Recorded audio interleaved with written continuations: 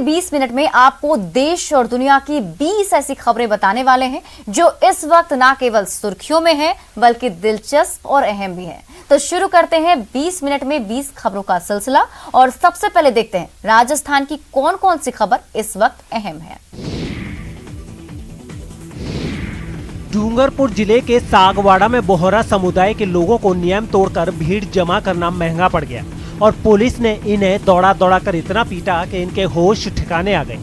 बताया जा रहा है कि किसी विवाद को लेकर बोहरा समुदाय के 400 से ज्यादा लोग जमात खाने में जमा हो गए थे। इसकी जानकारी जैसे ही पुलिस को मिली वो वहां पहुंच गए। पहले तो पुलिस वालों ने इन्हें तुरंत जगह खाली करने की चेतावनी दी, लेकिन जब ये लोग नहीं माने तो फिर पुलिस वालों ने जबरदस्ती इन्हें बाहर निकालना शुरू कर दिया और इस दौरान जिसने भी हेकड़ी दिखाई उस पर पुलिस वालों ने लठ बरसाने में देर नहीं की। खास बात यह है कि यहाँ जमा हुए लोग ना तो सोशल डिस्टेंसिंग का पालन कर रहे थे और ना ही मास्क लगाए हुए थे। साथ ही ये लोग किसी बात पर आपस में बहस भी कर रहे थे। देश के दूसरे हिस्सों की तरह प्रदेश में भी ईद के मौके पर मस्जिदों में सन्नाटा पसरा रहा। सरकार की कोरोना गाइडलाइंस और मौलानाओं की अपील पर करीब करीब सभी मस्जिदों में 5 या उससे कम लोगों ने नमाज अदा की। पूरे रमज़ान ही हमने सोशल डिस्टेंसिंग का जो भी गाइडलाइन थी उसकी पूरी पालना की गई है और यही जुमा और आज ईद के दिन भी वही हमने सिस्टम रखा है ताकि क्योंकि जिस बीमारी से हम जूझ रहे हैं जिस वायरस से, तो उससे किसी तरह से उस चैन को तोड़ा जाए।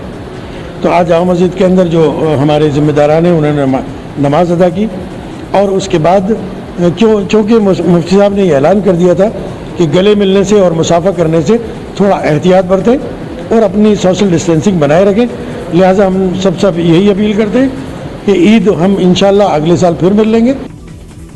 रमजान के पवित्र महीने के आखिरी दिन मनाई जाने वाली ईद यूं तो पूरी दुनिया में धूमधाम से मनाई जाती है और लोग गले मिलकर एक दूसरे को ईद की बधाइयां भी देते हैं, लेकिन कोरोना की वजह से पिछले साल और अब इस साल ईद पर गले मिलने की रस्म से लोग दूर ही रहे और सोशल डिस्टेंसिंग की पालना करते हुए एक दूसरे को ईद की बधाई दी। आज जिस दौर से हम गुजर रहे हैं ये हमारी उम्र का नहीं बल्कि तारीख का एक अजीब व गरीब वाक़या है। दुनिया में ऐसा वक्त कभी नहीं आया जब इंसान इतना परेशान हुआ हो जितना आज हो रहा है। खास बात यह है कि लॉकडाउन की वजह से ज्यादातर लोगों ने ईद मुबारक के लिए फोन और सोशल मीडिया का सहारा लिया। सीएम अशोक गहलोत और प्रधानमंत्री मोदी ने भी ट्वीट के जरिए लोगों को ईद की बधाई दी है।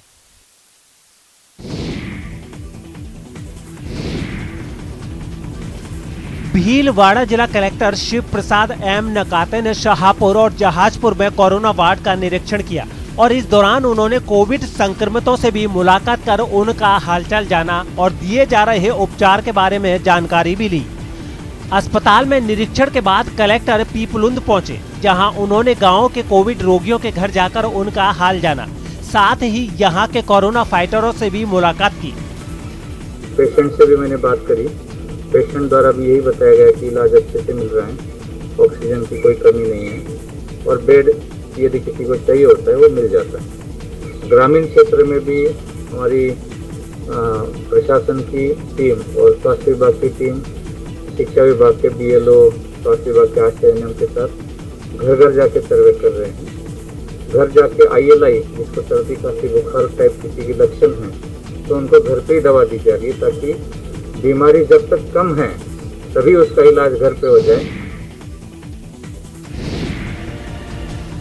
डूंगरपुर के जिला कोविड अस्पताल में हर गतिविधि पर अब जिला कलेक्टर और ADM लगातार निगरानी रख सकेंगे।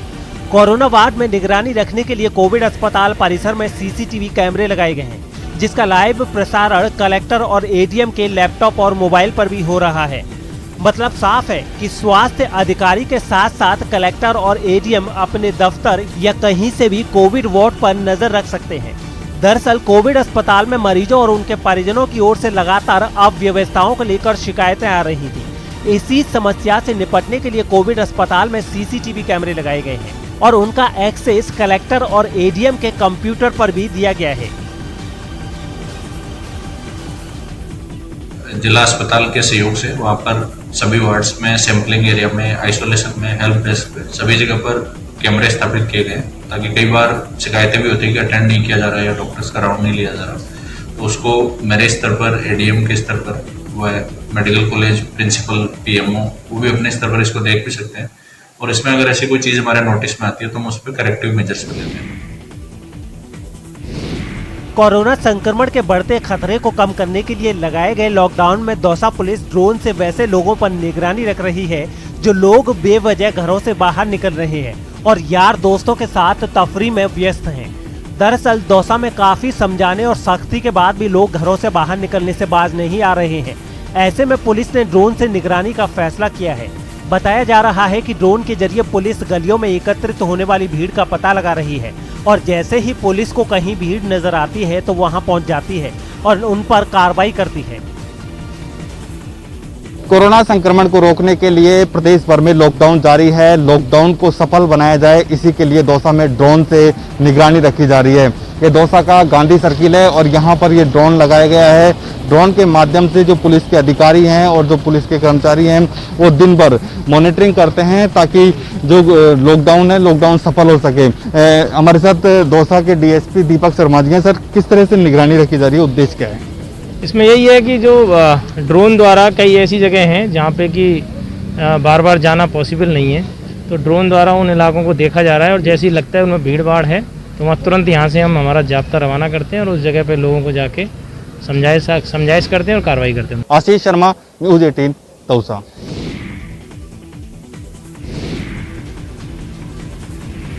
ये रूह कपा देने वाली तस्वीरें दौसा जिले की हैं, जहां एक दो नहीं बल्कि 15 चिताओं की ठंडी पड़ी राख पड़ी हुई है। बताया जा रहा है कि पिछले एक हफ्ते में यहां एक एक कर 15 लोगों की मौत हो गई है। सिकराय उपखंड के जहांगीरिया गांव की बैरवा डाड़ी में 5 दिनों में 7 लोगों की मौत हुई है, जिसके बाद से लोग अपने ही घरों में कैद होकर रह गए हैं। गलियां सुनसान पड़ी हैं। यहाँ के लोगों का कहना है कि कुछ दिनों पहले यहाँ हुई एक शादी में 300 से ज्यादा लोग शामिल हुए थे और उसी के बाद से यहाँ कोरोना ने विकराल रूप अख्तियार कर लिया है। आपको बता दें कि बैरवा की ढाड़ी में 80 घर हैं और ढाड़ी की आबादी लगभग 300 है। अब जांच वाँच हुई नहीं सर, अब उसमें थोड़ा एक पे जरूर जांच हुई, उसको पॉजिटिव था, वो कल वो भी डेथ हो गई उसकी। बाकी और तो संशय की स्थिति में खत्म हुआ है। यहाँ कोरोना को बहुत दिन चल रहा है, ये ढाणी में ताले लगे हैं और ज़्यादातर घर घर में खांसी जुकाम का माहौल बना हुआ है और ज़्यादातर मौत हो रही है। दौसा जिले के सिकराय के ब्लॉक सीएमएचओ अमित मीणा के अनुसार 7 दिन में 7 मौतें हुई हैं, जिनमें 3 बुजुर्गों और 1 जवान लड़का भी शामिल है। 3 तो बुजुर्ग लोग थे, बाकी कल जो मौत हुई है उसमें एक जवान लड़का था, तो जिसका कारण हमने पता किया हमारी टीम ने कि वो 3 तारीख के दिन कोई शादी में गया था, उसके बाद से वो बीमार था और उसने वहीं कोई मेडिकल की दुकान से ट्रीटमेंट लिया अपना और दिखाया नहीं। फिर एट लास्ट वो कल दौसा डिस्ट्रिक्ट हॉस्पिटल गया है तो वहाँ रास्ते में ही उसका देहांत हो गया। कोरोना काल में दौसा में सब्जी उगाने वाले किसानों का हाल बेहाल हो गया है। थोक व्यापारियों की मनमानी और प्रदेश सरकार के लॉकडाउन की वजह से उनकी कमर टूट गई है। दरअसल कुछ दिनों पहले थोक सब्जी मंडी में सोशल डिस्टेंसिंग की धज्जियां उड़ने के बाद प्रशासन ने थोक मंडी को कहीं और शिफ्ट करने का सुझाव दिया था, जिस पर अमल के बदले यहां के थोक व्यापारियों ने हड़ताल कर दी। और तो और गाँव से सब्जी लेकर जो किसान शहरों में घर घर जाकर सब्जी बेचने की कोशिश कर रहे थे, उन्हें भी थोक व्यापारियों ने परेशान करना शुरू कर दिया। इस मुद्दे पर कई बार किसान और थोक व्यापारी आमने सामने भी आ गए और किसानों को घर घर सब्जी बेचने से रोक दिया। ऐसे में किसानों को समझ में नहीं आ रहा कि वो सब्जी बेचे कहाँ। शहर में थोक व्यापारी सब्जी बेचने नहीं दे रहे हैं और मंडी में उनकी हड़ताल है। परेशानी तो ये है कि माल हमारा खराब हो रहा है, 4 दिन से मंडी बंद है आज। इस माल को कहाँ बेचे? कच्चा माल है ये। कांकरी लेके आए हैं, अभी आड़तिया यहाँ के जो आड़तिया हैं वो माल बेचने नहीं दे रहे। जो फुटकर लेने वाले थे ठेला वाले उनको देते हैं तो उनको भी बंद कर दिया। आपको बेचवा दे मंडी को न फैसला होता मंडी को फैसला करी मंडी ने उठवा दिया बताऊंगी जो को तो न फैसला होता को खोल बाजी। जिनके घरों में 2 वक्त की रोटी का इंतजाम है वो लोग तो लॉकडाउन के दौरान घर में रह सकते हैं, लेकिन ये मजदूर लॉकडाउन का पालन कैसे करें जिनके घर पर चूल्हा तभी जलता है जब शाम के वक्त ये दिहाड़ी लेकर घर लौटते हैं। लॉकडाउन के बावजूद भीलवाड़ा के अलग अलग चौराहों पर काम की तलाश में मजदूर जमा होते हैं, लेकिन लॉकडाउन की वजह से उन्हें कोई काम नहीं मिलता और तो और इस दौरान उन्हें पुलिस वालों की सख्ती का शिकार जरूर होना पड़ता है। हम खड़े भीलवाड़ा के व्यस्तम चौराहे, जिसको लव गार्डन चौराहे भी कहते हैं, वैसे तो पंडित श्री राम आचार्य सर्कल ये कहलाता है। और यूं कहूँ कि भीलवाड़ा की अगर मजदूर मंडी कहूँ, मजदूर चौराहे कहूँ तो इसको अतिशयोक्ति नहीं होगी। यहाँ मजदूरी के आस में यह जो चौराहा था ये मजदूरों से गुलजार रहता था, पर पिछले 10 मई से जैसे ही लॉकडाउन लगा है यहाँ मजदूर तो नहीं पर कुछ मजदूर यहाँ काम की तलाश में जरूर बैठे हुए हैं। उनसे बात करते हैं कि कितने दिन से ये मजदूरी की तलाश में बैठे। 10-15 दिन हो गया। 15 दिन से लॉकडाउन के हिसाब से भूखे मर रहे आदमी और कोई भी रोजगार नहीं मिल रहा है। यहाँ पे आते जाते तेल बालते हैं घाट का, कोई भी। आप पहले तो क्या रोज मजदूरी मिल जाती थी? हाँ, डेली पहले मिलती थी, लेकिन अब लॉकडाउन की वजह से नहीं मिल रही मजदूरी। सुबह की उम्मीद में ये फिर आते हैं, कल फिर आएंगे ये इसी जगह काम की तलाश में, और अगर काम मिल जाएगा तो इनका पेट पलेगा, इनका परिवार पलेगा, नहीं तो इनको दिक्कत आ जाएगी। कैमरा पर्सन लक्की वैष्णव के साथ प्रमोद तिवारी, न्यूज 18 भीलवाड़ा। राजस्थान एकीकृत शिक्षक महासंघ ने माध्यमिक शिक्षा बोर्ड अजमेर के तहत रजिस्टर्ड 10वीं कक्षा के स्टूडेंट्स को प्रमोट किए जाने की मांग की है। संघ के प्रदेश अध्यक्ष ने कहा है कि कोविड की दूसरी लहर पहले से अधिक तेज गति से आमजन को संक्रमित कर रही है। प्रदेश सरकार ने महामारी की रोकथाम के लिए लॉकडाउन लगाने के साथ साथ स्कूलों में समर वैकेशन घोषित कर रखा है।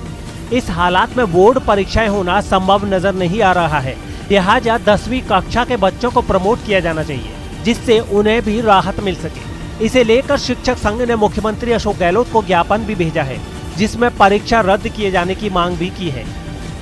राजस्थान एकीकृत शिक्षक महासंघ को प्राप्त कक्षा 10 के विद्यार्थियों और उनके परिजनों के सुझावों के आधार पर श्रीमान मुख्यमंत्री महोदय व शिक्षा मंत्री महोदय से कक्षा 10 की बोर्ड की परीक्षा को निरस्त कर कक्षा 10 के विद्यार्थियों को प्रमोट करने की मांग करता है। 20 मिनट 20 खबर में अब देख लेते हैं कुछ दूसरे राज्यों की खबरें। उत्तर प्रदेश के रायबरेली से एक चौंकाने वाला वीडियो सामने आया है जिसमें जमीन विवाद की वजह से 2 पक्ष एक दूसरे से मारपीट करते नजर आ रहे हैं। बताया गया है कि दोनों पक्षों के बीच जमीन का ये झगड़ा लंबे समय से चला आ रहा है जो रात में हुई बारिश के बाद बढ़ गया और दोनों पक्ष विवादित जमीन में पानी भरने की बात पर एक दूसरे के खून के प्यासे हो गए। मारपीट का जो वीडियो सामने आया उसमें दोनों तरफ के लोग एक दूसरे पर लाठी डंडे बरसाते दिखे। इन लोगों को देखकर एक बार भी ऐसा नहीं लगा कि वो जमीन का विवाद बातचीत से सुलझाना चाहते हों, क्योंकि उन्होंने पहले बहस की और फिर एक दूसरे को मारने लगे। यही नहीं, पास खड़े लोगों ने भी बीच बचाव की कोशिश नहीं की और तमाशा देखते रहे। इस मारपीट में कई लोग घायल भी हुए जिन्हें पुलिस ने अस्पताल भेजा। मारपीट के बाद कुछ लोगों को गिरफ्तार भी किया गया। लाठी डंडे चले हैं, दोनों की तरफ से मुकदमे लिखे गए हैं और 8 व्यक्तियों को गिरफ्तार कर लिया गया है। इस मामले में दोनों पक्षों की ओर से शिकायत की गई जिसके आधार पर पुलिस ने केस दर्ज कर लिया। उत्तर प्रदेश के उन्नाव में गंगा नदी के किनारे रेत में सैकड़ों शवों के दफन होने की खबर से हड़कंप मच गया है। इतनी बड़ी तादाद में शवों के दफन होने की खबर मिलते ही पुलिस और प्रशासन की कई टीमें वहां पहुंच गईं और इस बात की पड़ताल में जुट गईं कि आखिर इतने ज्यादा शव वहां दफनाए किसने। वहां ज्यादातर शव नदी के बीचों बीच बने एक टापू पर दफनाए गए थे, जबकि कुछ को नदी के किनारे रेत में दबाया गया था। टापू तक पहुंचने के लिए पुलिस के कुछ जवान नाव पर सवार हुए और आगे बढ़ गए। वहां पहुंचकर काफी देर तक उन्होंने पड़ताल की। घाट पर मौजूद लोगों ने बताया कि वहां हर रोज 12 से 15 शव पहुंचते हैं, जिनमें कुछ को जलाया जाता है जबकि कुछ लोगों के शवों को दफना देते हैं। तो कुछ पैसे का अभाव रहता है, लकड़ियां नहीं ला सकते हैं, वो भी गाड़। इलाके के लोगों ने आशंका जताई है कि ये शव कोरोना मरीजों के हो सकते हैं, लेकिन प्रशासन ने इस तरह की आशंकाओं को नकार दिया है। साथ ही कई टीमें बनाकर मामले की जांच भी तेज कर दी है। तुरंत अपने एसडीएम को और पुलिस क्षेत्राधिकारी को भेजा है, उचित कार्रवाई की जाएगी। बताया गया है कि उन्नाव के इस घाट पर 300 से ज्यादा शव दफनाए जा चुके हैं, जिसकी वजह से वहां शवों के अंतिम संस्कार की जगह भी कम पड़ गई है। यूपी के शहरों में तांडव मचाने के बाद अब कोरोना वायरस गांव में भी कहर ढा रहा है। देश के ग्रामीण इलाकों में कोरोना बहुत तेजी से पांव पसार रहा है। दिल्ली के पास यूपी के ग्रेटर नोएडा के गांव में पिछले एक महीने में 25 लोगों की मौत हो चुकी है और गांव वालों का दावा है कि उनमें ज्यादातर लोग कोरोना के लक्षणों से पीड़ित थे। गांव वालों ने यहां चौंकाने वाला दावा भी किया है कि एक दिन पहले तक गांव में ना तो किसी की कोरोना जांच की गई थी और ना ही वहां प्रशासन की तरफ से कोई सुध लेने पहुंचा। न्यूज 18 की टीम के वहां होने की खबर जैसे ही प्रशासन को पता चली तो उसने तुरंत दवा का छिड़काव करने वाली एक मशीन वहां भेज दी। यहाँ जो कोरोना को लेकर व्यवस्था होनी चाहिए हो रही है? कुछ भी नहीं है जी, ऐसा कुछ भी नहीं है। नहीं। इतना ही नहीं, कुछ देर बाद तो ग्रेटर नोएडा अथॉरिटी के सीईओ नरेंद्र भूषण भी खुद वहां पहुंच गए। उन्होंने दावा किया कि गांव में कोरोना से बचाव के सभी कदम उठाए जा रहे हैं, लेकिन गांव के लोगों ने उनके सामने ही सारे दावों को गलत ठहरा दिया। कहाँ जा रहे हैं आप लोग? सर हम सारे गाँवों में जा रहे हैं, ग्रेटर नोएडा में आसपास रहना। बताया गया है कि इस गांव में पहली बार एक दिन पहले 100 लोगों की जांच की गई थी, जिसमें 5 लोग कोरोना पॉजिटिव पाए गए थे।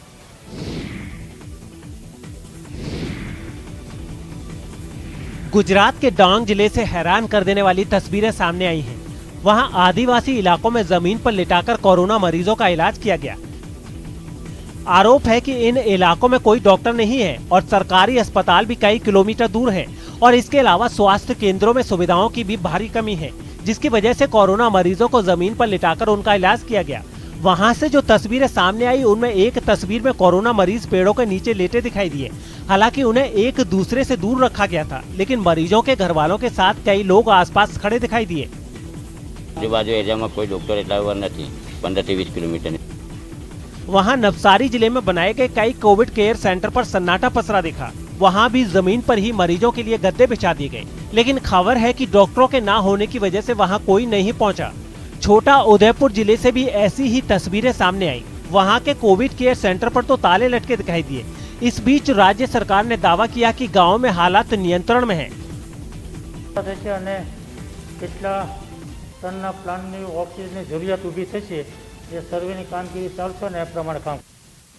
खबर है कि कुछ जिलों के गांवों में डॉक्टर हफ्ते में 2 से 3 घंटे के लिए ही इलाज करने जाते हैं।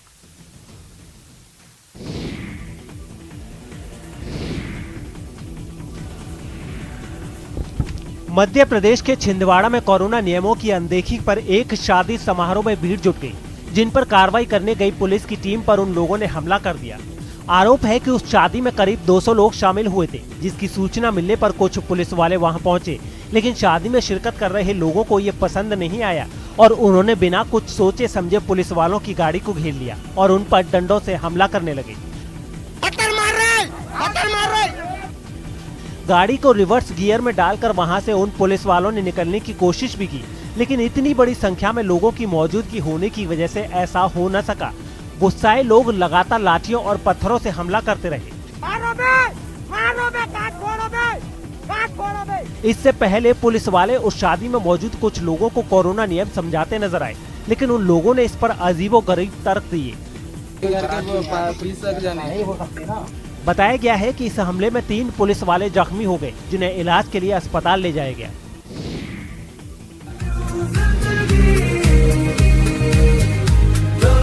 कोरोना काल में जो लड़की उम्मीद की मिसाल बन रही थी, जिस लड़की ने लोगों को ऊपर वाले पर भरोसा करने का संदेश दिया था, जिस लड़की ने कहा था परिस्थितियां कितनी भी विकट क्यों ना हो, उम्मीद कभी छोड़नी नहीं चाहिए, वो खुद दुनिया छोड़कर चली गई है। कोरोना की वजह से उसकी मौत हो गई है।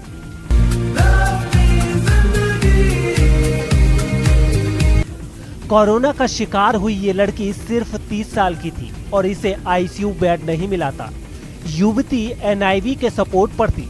रेमडेसिविर और प्लाज्मा थेरेपी के इस्तेमाल के बाद भी मजबूत इच्छा शक्ति वाली इस लड़की को बचाया नहीं जा सका।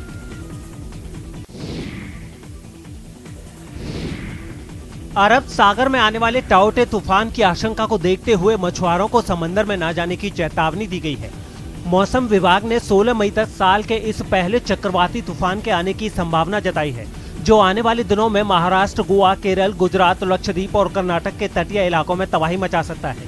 इस खतरे की आशंका को देखते हुए कोस्ट गार्ड ने समंदर में जाने वाले मछुआरों को अभी से आगाह कर दिया है। साइक्लोन वार्निंग है, साइक्लोन वार्निंग, वेदर खराब होने वाला है, जल्दी हार्बर में जाओ, लौटो वापस। कोस्ट गार्ड ने अपने छोटे विमानों के जरिए भी समंदर में मछुआरों को अलर्ट किया ताकि वो जल्द से जल्द सुरक्षित जगहों तक पहुंच जाएं।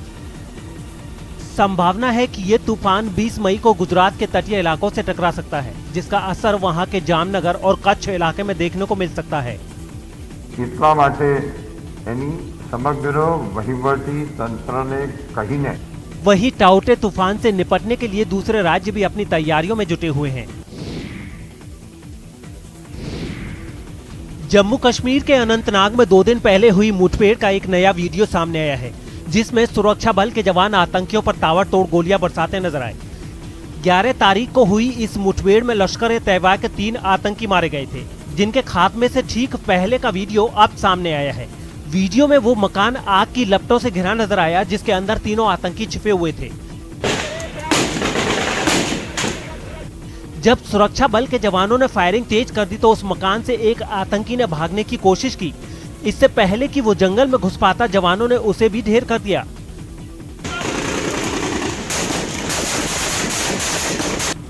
ग्यारह तारीख को जब सुरक्षा बल के जवानों को इन आतंकियों के छिपे होने की खबर मिली थी तो उन्होंने पूरे इलाके को चारों ओर से घेर लिया था। जवानों की इसी मुस्तैदी की वजह से लश्कर ए तैयबा के तीनों आतंकियों को मार गिराने में कामयाबी मिली थी। और अब देख लेते हैं कुछ अंतर्राष्ट्रीय जगत की अहम खबरें। मध्य अमेरिकी देश ग्वाटेमाला में पकाया ज्वालामुखी से चौंका देने वाला एक वीडियो सामने आया है। यहाँ अंगारों के बीच पिज्जा पार्टी होती नजर आई। फरवरी में फटा ये ज्वालामुखी प्रशासन के लिए जी का जंजाल बन गया है, लेकिन वहाँ एक आदमी ने आपदा को ऐसा अवसर बनाया कि उसकी चांदी हो गई। वहाँ से आई तस्वीरों में सैकड़ों फीट की ऊंचाई पर कुछ लोग पिज्जा से पेट पूजा करते नजर आए। वैसे तो वो ज्वालामुखी से फूटते लावे के फव्वारे को देखने इतनी ऊपर आए थे, लेकिन वहाँ गर्मा गर्म पिज्जा खाने को भी मिल गया तो पर्यटकों का दिन बन गया। बताया गया है कि एक दिन शेफ को एक आइडिया आया और वो ज्वालामुखी पर पिज्जा पकाने चला गया। लावे की गर्मी में पके पिज्जा को चखकर वो उसके स्वाद का कायल हो गया। फिर तो उसने ज्वालामुखी पर अपना पिज्जा स्टॉल ही लगा दिया। वो लावे की नदी के बीचों बीच पिज्जा पकाता नजर आया। हालांकि ये खतरे से खाली भी नहीं, क्योंकि अगर गलती से पैर फिसला तो जान पर भी बन सकती है। खास बात यह है कि ग्वाटेमाला का ये ज्वालामुखी 3 महीने से वहाँ के प्रशासन के लिए सिरदर्द और पर्यटकों के लिए मस्ती का केंद्र बना हुआ है। जहां अब लावा और राख निकलने की रफ्तार कम हुई तो अकाउंटेंट का काम करने वाले एक आदमी ने वहां ज्वालामुखी के लावा पर ही पिज्जा बनाकर पर्यटकों को परोसा। अमेरिका के ओरेगन से रोंगटे खड़े कर देने वाली तस्वीरें सामने आई हैं। यहां एक आदमी समंदर में फंस गया था, जिसे हेलीकॉप्टर की मदद से वहां के कोस्ट गार्ड ने बचा लिया। इसके लिए जहाज के ठीक ऊपर मौजूद हेलीकॉप्टर से कोस्ट गार्ड की टीम का एक सदस्य नीचे उतरा, जिसके बाद समंदर के बीचों बीच फंसे उस आदमी को सुरक्षित हेलीकॉप्टर तक लाने के लिए रस्सी की मदद से एक स्ट्रेचर जहाज तक भेजा गया। उसी स्ट्रेचर पर उस आदमी को लिटाकर रस्सी से बांध दिया गया और फिर हेलीकॉप्टर में मौजूद कोस्ट गार्ड की टीम के एक दूसरे शख्स ने उसे ऊपर खींच लिया। बताया गया है कि हद से ज्यादा थकान और सांस लेने में तकलीफ होने की शिकायत के बाद उस आदमी को अस्पताल में भर्ती कराया गया है।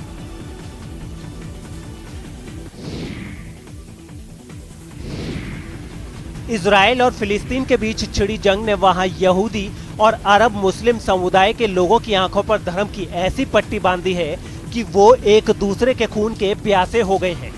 इजराइल के बतयाम शहर में कट्टरपंथियों की भीड़ ने बीच सड़क पर एक कार ड्राइवर को मार मार कर अधमरा सिर्फ इसलिए कर दिया क्योंकि वो एक अरब मुस्लिम था, जिसके बारे में भनक लगते ही भीड़ के जहन में नफरत की आग ऐसी सुलगी कि पहले तो ड्राइवर को उसकी गाड़ी से घसीटकर बाहर निकाला गया और फिर सब उस पर टूट पड़े।